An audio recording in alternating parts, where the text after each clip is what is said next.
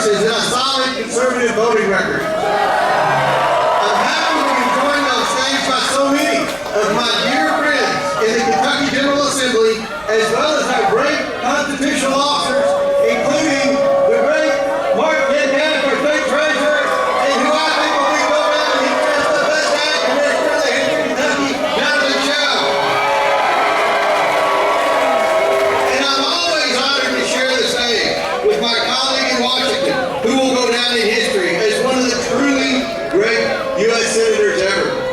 Thank you, Senator McConnell, for your great leadership. Thank you for always showing up at Fancy Farm, and thank you for always working hard for West Kentucky. Now, it would be nice to introduce the Democrat leaders here, but there aren't any. I mean, this side of the stage kind of looks like our businesses and churches during Andy Beshear's draconian COVID lockdowns. Speaking of Andy, they say he isn't here today because he's applying for another job. He wants to be vice president so bad that when Kamala Harris asked him what his pronouns were, Andy replied, pretty and please.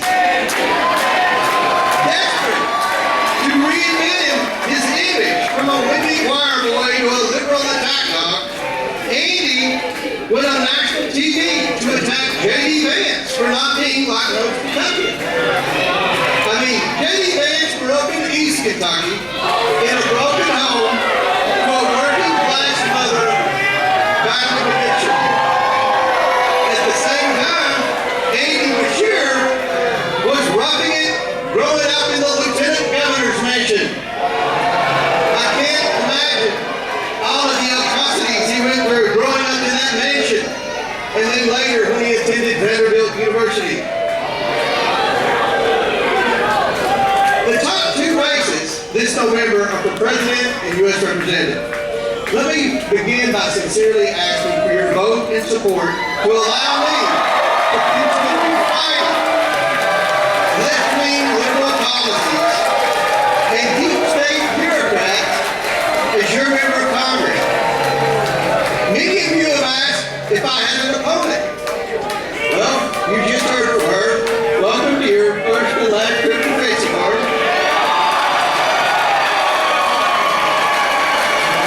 When my liberal opponent filed for office in January, the Louisville fake news was so exciting that they printed she would raise $10 million against Comer. Well, 7 months later, as usual, the Louisville fake news was wrong. But hey, they were only off by around $10 million.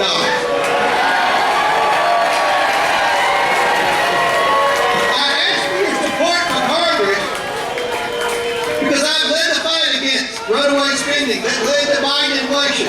I have led the fight against big pharmaceutical company middlemen who gouge consumers who need prescription drugs. I've led the fight to fund our overlooked waterways infrastructure, which is so vital to Kentucky farmers and our West Kentucky water companies.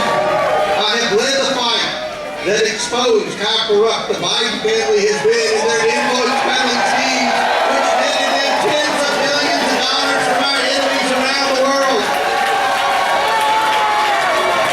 I have led the fight to expose the lies that deep state actors and their allies in the media told us about Hunter Biden's laptop being Russian disinformation, Hillary Clinton's Steele dossier being factual, and even Joe Biden's doctor saying he was in perfect health.